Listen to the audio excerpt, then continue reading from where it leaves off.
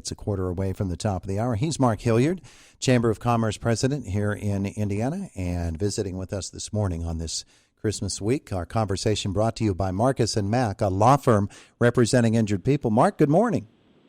Good morning. I'm sorry I can't be there in person this morning, but still good to talk to you. Good to have you with us here today. Chamber of Commerce held its annual meeting earlier this month. I haven't had a chance to talk with you since that time.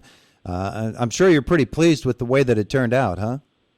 Yeah, we were very happy. Had a great turnout in terms of the attendance, and I thought we had a great message from Jason Stoughton. Really talked about being in a small community, referenced Mr. Rogers, and was talking about trying to learn other stories. So it really kind of played off of something we had a workshop about it's more than a couple of weeks ago now, but in terms of just being able to communicate better with other people and how we can enhance our communication skills. So I thought he delivered a good message. We were excited to announce our first ever Employer of the Year, which was Delaney Auto Group.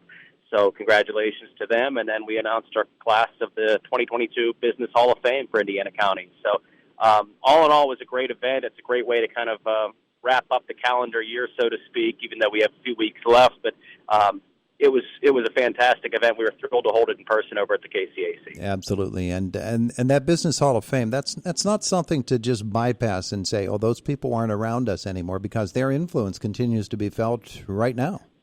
Well, yeah, absolutely. And we had our deceased members were Red Dowds, and the other deceased member of drawing a blank at this point in time, but I don't have my notes in front of me. Our living members that we inducted were Mark Zillner, Louis Tate, and I'll have to get the rest of those names to you, as I don't have them in front of me. But some of them are still around for us and certainly contributing in a major way. Oh, and Rose Raschini was the other deceased member. I should have remembered Rose, of course. So we were thrilled to have her in there. We were thrilled to have Red Dowds and representing some of that area outside of Indiana, and certainly some of the living members.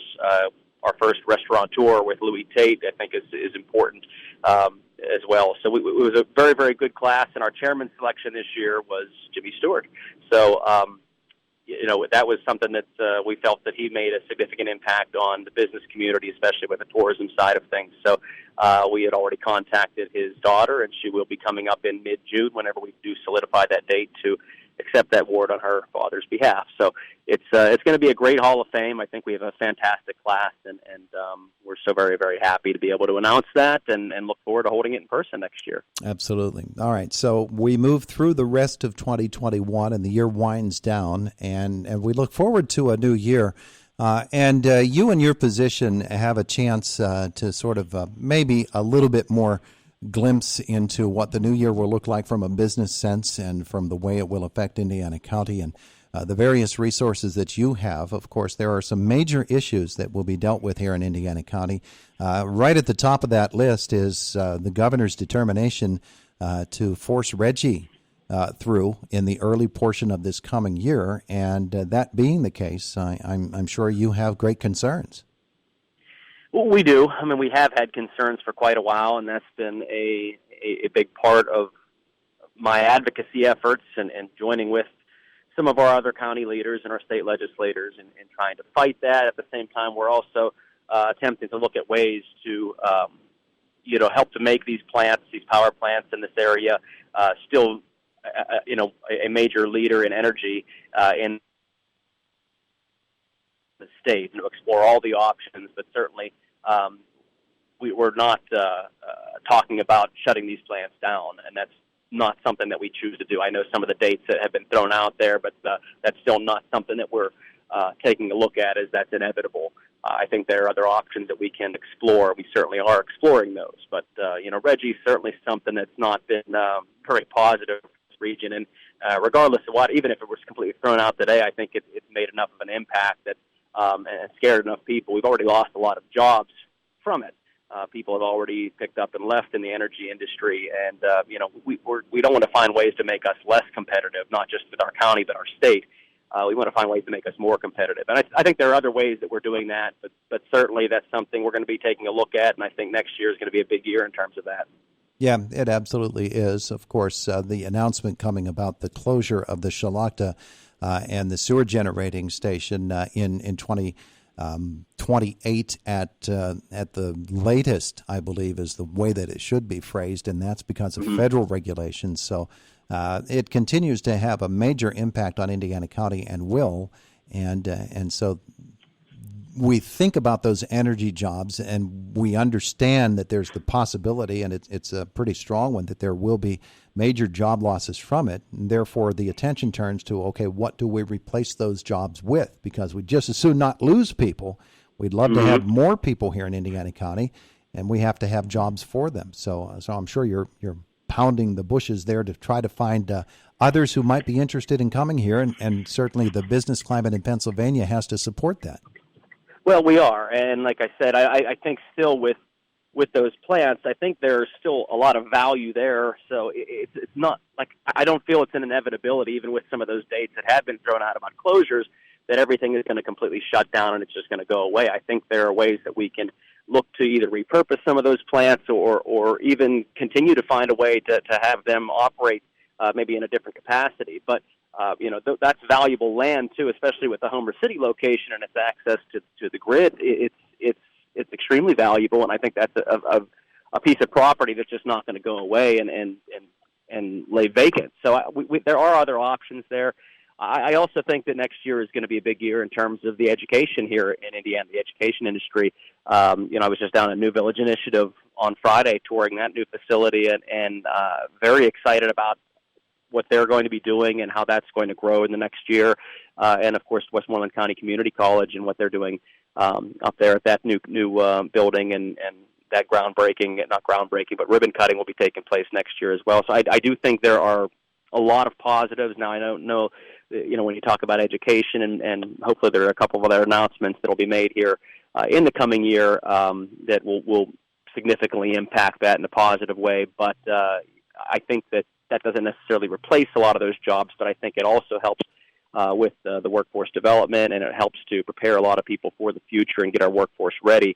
And certainly there are a lot of other opportunities we're not able to speak about yet, but we've seen a lot of significant interest in Indiana County, maybe not necessarily all from the energy industry, but I think whether it's agriculture, whether it's education, there have been a lot of interest, and I think you'll see some pretty big announcements made in 2022, and very, very excited about that year, even though I know we have some concerns. I think that this county is going to be shaped pretty well for the future with some of the things that will happen next year. So educationally, the new company coming into the former Wyotech facility, you've had a chance to get a look at them, to get to know them, and we wonder always about new entities and their ability to remain strong and to have the structure that they need to succeed. Are you pretty impressed? Are you pretty hopeful? At this point in time, yeah. What I'm encouraged about is that so many of the people that I talked to were former Wyotech employees or Wyotech educators. So I'm taking their word for it that what they're hearing about is extremely positive. They feel as if this is going to be pretty much what Wyotech had done, maybe even a couple things that we can look at differently. Now, what they are looking at is what the demands are for the industry currently. So they're not going to simply just take all the courses and the training that Wyotech offered, because that was a while ago, a number of years ago, and things have changed. But they are looking at what the industry is demanding in terms of the training that is needed, and they're basing a lot of their instruction on that. So I do think that's encouraging, and I think what they're looking for is to stay current, stay modern, be able to get people trained in the right way. They already have individuals that are going to be taking classes as early as January. So it's going to be a very, very soft start for them. But everything that I've heard and everything I've seen, you can't help but be encouraged. So, my fingers are crossed that it continues to go that way and it is sustainable, but it certainly looks that way from everything that I've seen and heard so far. In terms of student body, are they going to be having about the same population as Wyotech when they were in there? I believe that they're, and I don't want to necessarily speak for them, but their capacity would be close to the same if they keep everything as is. That's not necessarily how things are going to be next year. They're going to be doing a very slow ramp up until they make sure that they got things under control and they have it operating efficiently and properly. But in terms of the numbers that they threw out, if they were to operate every building and every classroom the way to its full capacity, then yes, the numbers would be the same. Mm-hmm. But there were some other discussions on ways that they can use that facility too, and there may be a few different changes. So I don't necessarily know if it's going to be the same number of students as Wyotech did, but it certainly could be if they chose to go in that direction. Mm-hmm. Okay. Well, so we're headed toward the end of our time together, and toward the end of your last appearance with us here in 2021. What's on the calendar for you and for the Chamber? Well, what we're looking at next year, we have an exciting after hours, I believe, on January the 27th over at Indiana Area School District. So it's continuing with our workforce development. That is going to be something that we are looking hard at, and Indiana is doing a lot of great things, and they're getting a lot of recognition statewide and nationally for some of the things that they're doing to piggyback off our Indiana County Ready program. So we're having kind of an open house and business after hours over at Indiana School District at the end of January. And then on February the 8th, we are excited to announce that was the date that we had chosen to reschedule the Women's Summit. So we are finalizing that location probably this afternoon. And we'll be sending out a save the date to everybody, but I guess you can count this as a save the date for February the 8th. That will be the Women's Summit, and we are thrilled to be able to go into the new year with a big event like that just around the corner. So it's wonderful, and I'd like to say Merry Christmas to everybody, too. We're very happy to be a part of Indiana County and all the wonderful holiday activities here, but Merry Christmas to you and to everybody out there. Mark, thanks so much, and thanks for visiting with us this morning. Merry Christmas to you. Same to you, Todd. Take care.